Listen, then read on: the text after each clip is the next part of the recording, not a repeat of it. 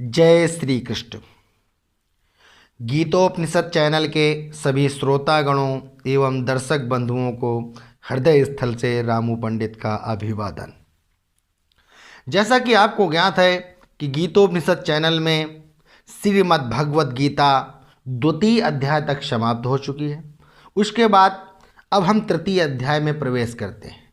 प्रवेश पूर्व सबसे पहले सभी श्रोतागणों को आंग्ल तारीखानुसार वर्षा का हृदय स्थल से शुभकामनाएं।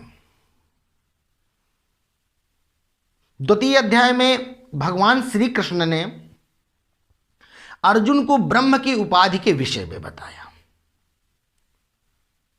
कि ब्रह्म की प्राप्ति किस प्रकार होती है और ब्रह्मलीन किस प्रकार हुआ जाता है।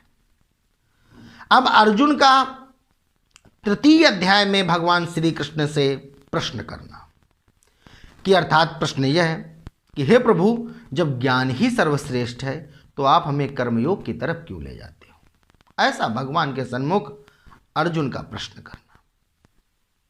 तो सभी श्रोतागण भगवान का स्मरण करते हुए तृतीय अध्याय के प्रथम श्लोक में प्रवेश करते हैं। ओम सच्चिदानंद रूपाय विश्वोत्पत्त्यादि हेतवे तापत्रय विनाशाय श्री कृष्णाय वयं नमः। सच्चिदानंद भगवान की जय। अथ तृतीयोऽध्यायः। अर्जुन उवाच ज्यायसि चेत कर्मणस्ते मता बुद्धिर्जनार्दन तत् किं कर्मणि घोरे मां नियोजयसि केशव। इस पर अर्जुन ने प्रश्न किया कि हे जनार्दन, यदि आपको कर्म की अपेक्षा ज्ञान श्रेष्ठ मान्य है तो फिर हे केशव मुझे भयंकर कर्म में क्यों लगाते। अर्जुन ने भगवान श्री कृष्ण से कहा कि जब ज्ञान ही आप सर्वश्रेष्ठ बतलाते हो, श्रेष्ठ बतलाते हो, तो फिर उसकी अपेक्षा हमें कर्मयोग की तरफ क्यों ले जाते हो। व्यामिश्रेणेव वाक्येन बुद्धिं मोहयसीव मे तदेकं वद निश्चित्य येन श्रेयोऽहमाप्नुयाम्। तथा आप मिले हुए से वचनों से मेरी बुद्धि को मानो मोहित कर रहे हैं, इसलिए उस एक बात को निश्चित करके कहिए जिससे कि मैं कल्याण को प्राप्त हो जाऊं। अर्थात अर्जुन ने भगवान श्री कृष्ण से कहा कि आपके द्वारा मिले हुए वचनों से मेरा मन मोहित हो रहा है। आपने जो वचन बताए ज्ञान योग के विषय में बताया, अब आप कर्मयोग के विषय में कर्मयोग बता रहे हैं, तो अर्थात इन दोनों में दोनों को ही आप श्रेष्ठ कर रहे हैं। तो अर्थात यह बताएं, हमें कोई एक निश्चित करके बता दें जिससे मैं कल्याण को प्राप्त हो जाऊं। ऐसा अर्जुन ने भगवान श्री कृष्ण से कहा। श्री भगवान उवाच। जब ऐसा अर्जुन ने भगवान श्री कृष्ण से कहा तो भगवान श्री कृष्ण ने क्या कहा। लोके अस्मिन् द्विविधा निष्ठा पुरा प्रोक्ता मया नघ ज्ञान योगेन सांख्यानां कर्म योगेन योगिनाम। इस प्रकार अर्जुन के पूछने पर भगवान श्री कृष्ण महाराज बोले, हे निष्पाप, इस लोक में दो प्रकार की निष्ठा मेरे द्वारा पहले कही गई है।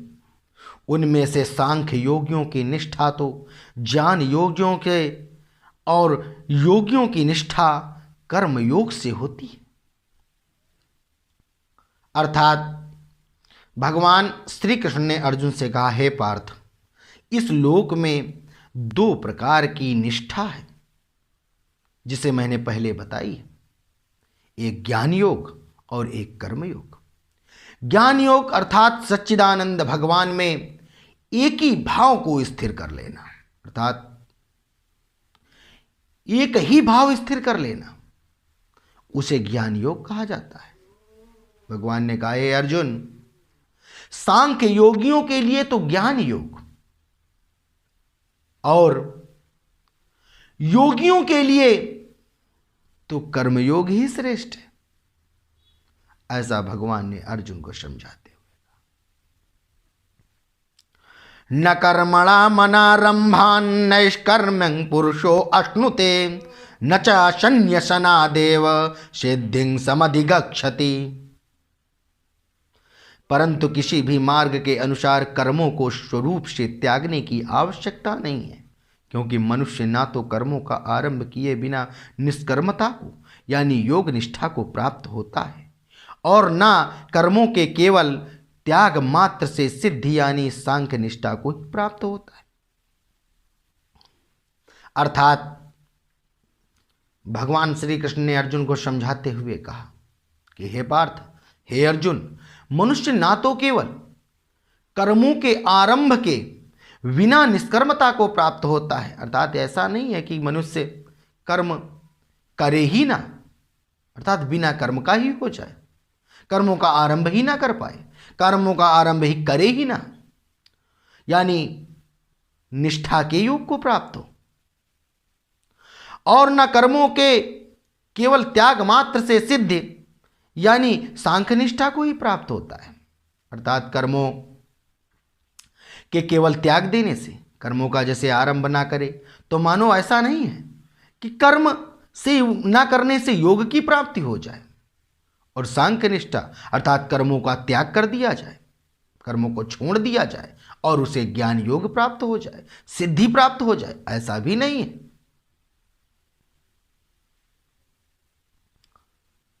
ऐसा भगवान श्री कृष्ण ने अर्जुन से कहा। नहि कश्चिद क्षणमपि जातु तिष्ठत्य कर्म कृत कार्यते ह्रवशः कर्म सर्वः प्रकृति जैर्गुणैः तथा सर्वथा कर्मों का स्वरूप से त्याग हो भी नहीं सकता। निसंदेह कोई भी मनुष्य किसी भी काल में क्षणमात्र भी बिना कर्म किए नहीं रहता, क्योंकि सारा समुदाय प्रकृति जनित गुणों द्वारा परवश हुआ कर्म करने के लिए बाध्य किया जाता है। अर्थात भगवान श्री कृष्ण ने अर्जुन को समझाते हुए कहा, हे पार्थ, इस प्रकृति जनित मनुष्य समुदाय में कोई भी ऐसा मनुष्य नहीं है जो कर्मों से बंधा हुआ नहीं है, जिसे यह प्रकृति कर्म करने के लिए बाध्य नहीं करती है। हर मनुष्य कर्मों में बाध्य है, बंधा हुआ है, उसे कर्म करना होता है। ऐसा भगवान श्री कृष्ण ने अर्जुन को समझाते हुए कहा।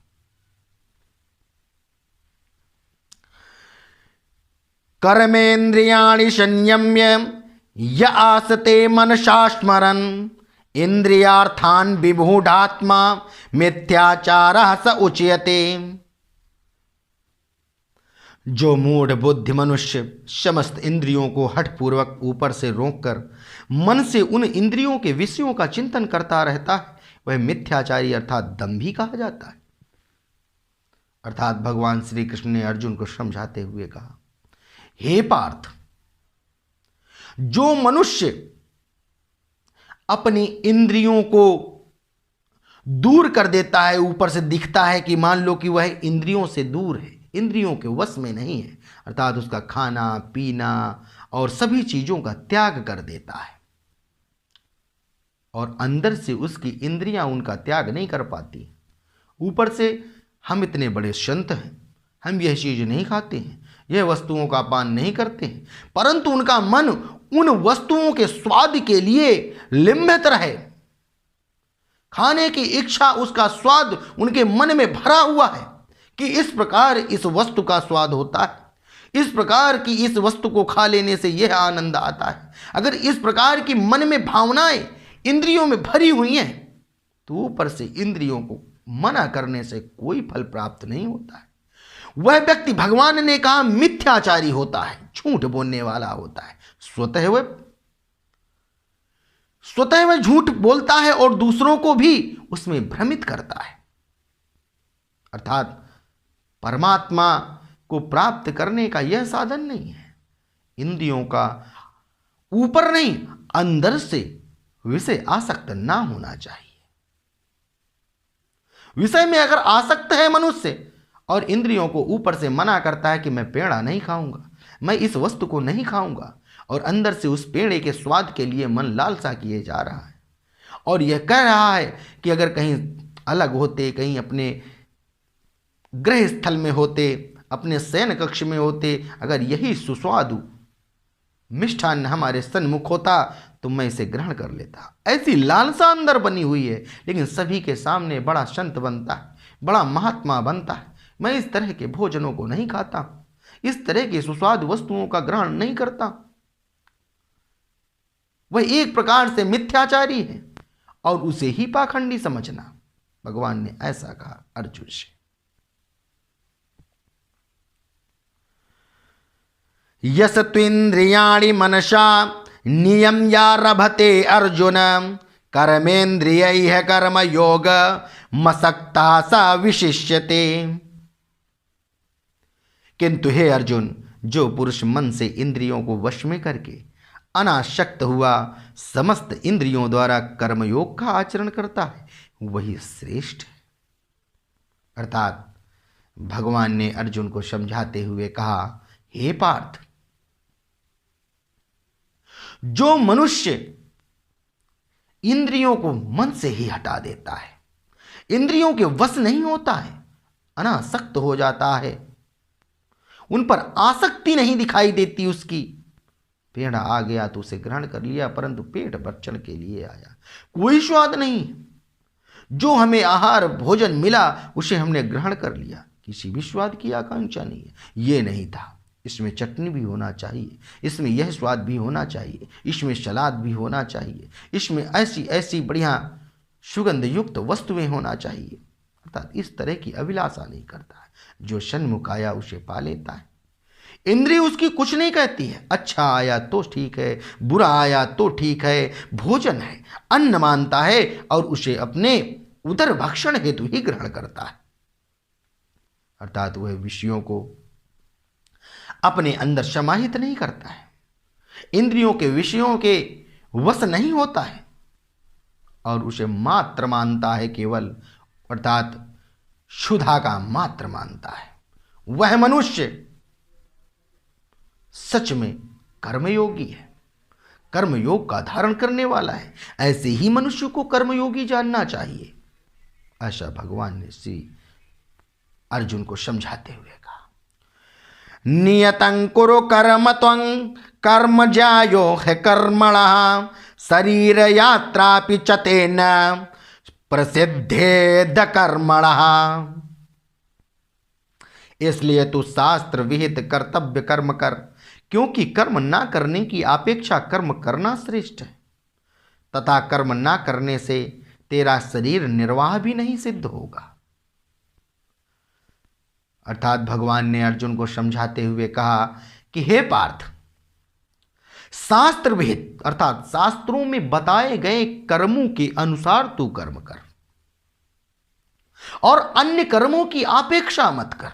अन्य कर्मों के लिए तू नहीं, शास्त्र में बताए गए कर्मों के कर्तव्य में तू डट लग। अन्य कर्मों की अभिलाषा मत कर, इच्छा मत कर, जो शास्त्रों में कहा गया है तू उसे कर। इस प्रकार तू कर्मयोगी बन, क्योंकि कर्म ना करने की अपेक्षा कर्म करना श्रेष्ठ है। कर्म ना करो, ज्ञान है, ज्ञानी हो गए हम, अब ज्ञानी होने के बाद मेरे लिए तो कर्म है ही नहीं, मैं तो ज्ञान से परिपूर्ण हूं, मैं क्यों कर्म करूंगा, ऐसा अभिमान नहीं होना चाहिए। कर्म करना चाहिए, क्योंकि अगर तू मनुष्य कर्म नहीं करता है, जो मनुष्य समुदाय कर्म नहीं करता है, शास्त्रों के अनुकूल कर्म नहीं करता है, उसका तो जीवन ही व्यर्थ होता है, उसके जीवन का निर्वाह ही नहीं हो सकता है। क्या नहीं करोगे?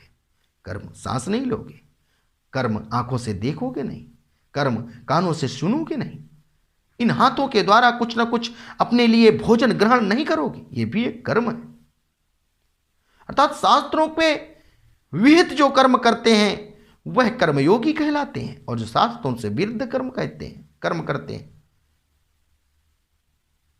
वह श्रेष्ठ कर्म नहीं कहलाते हैं। ऐसा भगवान ने श्री अर्जुन को समझाते हुए कहा। यज्ञार्थात् कर्मणो अन्यत्र लोको अयं कर्म बंधनः तदर्थं कर्म कौन्तेय मुक्त संगः समाचर। और हे अर्जुन, बंधन के भय से भी कर्मों का त्याग करना योग्य नहीं है, क्योंकि यज्ञ के निमित्त किए जाने वाले कर्मों से अतिरिक्त दूसरे कर्मों में लगा हुआ ही यह मनुष्य समुदाय कर्मों से बंधता है।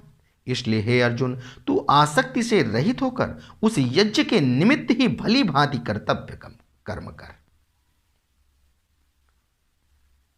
अर्थात भगवान ने अर्जुन से कहा कि हे पार्थ, कर्म बंधनों से भय खा करके कर्म का त्याग कर दो, ऐसा भी नहीं है। सच का कर्मों से भय खा जाओ कि मुझे यह परिवार नहीं करना है, मुझे यह कर्म करना नहीं है, इस संसार में आने के बाद तुम्हें कर्म नहीं, मैं तो सब कुछ छोड़ दिया, मैं तो अब सन्यासी हो चुका हूं, मैं भगवत दर्शन करूंगा, जाऊंगा, ये करूंगा, वो करूंगा, अब तो तीर्थों में ही रहना हमारा हो चुका है, हमें जो मिल जाता है उसे मैं खा लेता हूं, ऐसा कह देने वाले और मन की इंद्रियों में उनके तब भी लालसाएं भरी रहती हैं। अर्थात कर्मों को त्याग देना, कर्मों से तो कोई हट ही नहीं सकता है, यह भी एक कर्म है। कर्मों का त्याग कर देना अर्थात उससे भय खा करके कर्मों को छोड़ देना कि मैं इसको नहीं करूंगा, ऐसा भी भगवान ने नहीं कहा। कहा भगवान ने कि यज्ञ के निमित्त किए जाने वाले कर्म, यज्ञ के निमित्त किए जाने वाले कर्म और उसके विपरीत किए जाने वाले कर्म, उससे और अलग किए जाने वाले कर्म, यह मनुष्य समुदाय को बांधते हैं। जो यज्ञ के लिए करे जाते हैं कर्म, वह कर्म कर्तव्य को बढ़ाते हैं, और जो यज्ञ के निमित्त नहीं अलग किए जाते हैं कर्म, वह मनुष्यों को कर्म बंधन में बांधते हैं। इसलिए भगवान ने अर्जुन से कहा कि हे अर्जुन, तू शास्त्रों में कहे हुए यज्ञ के निमित्त तू कर्म कर, कर्तव्य कर्म कर, और अन्य कर्मों के आसक्ति को तू त्याग दे। ऐसा भगवान ने अर्जुन को समझाते हुए कहा। सहयज्ञाः प्रजाः सृष्ट्वा पुरोवाच प्रजापते अनेन प्रस विश्यध्वमेश ओ अस्तिष्ट कामधुक। तथा कर्म ना करने से तू पाप को भी प्राप्त होगा, क्योंकि प्रजापति ब्रह्मा ने कल्प के आदि में यज्ञ सहित प्रजाओं को रचकर उनसे कहा कि तुम लोग इस यज्ञ के द्वारा बुद्धि को प्राप्त हो, और यह यज्ञ तुम लोगों की इच्छित भोग प्रदान करने वाला होगा। अर्थात भगवान श्री कृष्ण ने कहा कि हे अर्जुन, अगर तुम कर्म नहीं करते हो तो पाप को प्राप्त होगे, क्योंकि प्रजापति ब्रह्मा ने सृष्टि के प्रारंभ में मनुष्य समुदाय अर्थात प्रजा से कहा कि अगर तुम यह यज्ञ करोगे, कर्म करोगे, तो तुम्हें बुद्धि की प्राप्ति होगी, और उस बुद्धि से प्राप्त होकर के तुम इच्छित फल भोगों को प्राप्त कर पाओगे, अपने मन माने अर्थात इच्छा के फल भोग इत्यादियों का पान कर पाओगे। ऐसा भगवान श्री कृष्ण ने अर्जुन को समझाते हुए कहा। जय श्री कृष्ण। गीतोपनिषद चैनल में चल रही श्रीमद् भगवत गीता के तृतीय अध्याय के 10 श्लोक पूर्ण हुए। सभी श्रद्धालु भक्तों को भगवान श्री कृष्ण का आशीर्वाद प्राप्त हो, श्रोतागणों को सद्बुद्धि प्राप्त हो, और बहुत ही पुण्य सुअवसर होगा जो इन पुण्यमयी कथाओं का श्रवण कर पाते हैं, क्योंकि परमात्मा की ही कृपा होती है, तभी इन पुण्य श्लोकों का श्रवण हो पाता है। परमात्मा के कहे हुए वचन गीता में अमृत के समान है। जिसने यह अमृत पाना चाहा वो पा लेगा, जिसे अमृत प्राप्त नहीं होना तो प्राप्त नहीं कर सकता है, क्योंकि अमृत उसी को मिलता है जिसके भाग्य में लिखा होता है। अमृत तो तुम्हारे सामने रखा है, अगर तुम्हें अमृत नहीं मिलना है तो तुम्हें नहीं प्राप्त होगा। इसलिए भगवान पर पहले अपना मन डिगाओ, मन लगाओ, ईश्वर पर आराधना करो, जिससे कि उसके तुम सुपात्र बन सको। तभी यह सब बातें आपकी समझ आएंगी, क्योंकि यह बहुत ही बड़ा गहन विषय है। सबकी समझ आता तो यह गीता क्या थी। गीता एक ऐसा अमृत है जिसे समझना बहुत ही कठिन गहन विषय है। इसे वही समझ सकता है जो भगवान का परम भक्त होगा, अनन्य भक्त होगा, भगवान पर श्रद्धा रखता होगा, भगवान पर आस्था रखता होगा और निष्ठा के साथ कर्मों में लगा रहा होगा। ब्राह्मणों का, संतों का, अर्थात अपने आचरणों और विचारों से संतुष्ट करता होगा, क्योंकि सांसारिक संतुष्टता तो सभी प्राप्त कर लेते हैं, लेकिन आचरण और विचारों से संतुष्ट करना तो बहुत बड़ा विषय है। इसलिए हे श्रद्धालु भक्तों, हमारे पास जैसी भी सद्बुद्धि है या बुद्धि है, तो मैं उस माध्यम से आपको बताने का प्रयास करता हूं। जो हमारे पास हिंदू संस्कृति में अमृत वाणी है, उसका रसास्वादन देखो, उसका रसास्वादन श्रवण करो, जिससे कि तुम्हारे कर्ण भी एक बार फिर से अनन्य कथाओं का श्रवण करने के लिए उद्यत हो, तैयार हो। जय श्री कृष्ण, जय श्री राधे।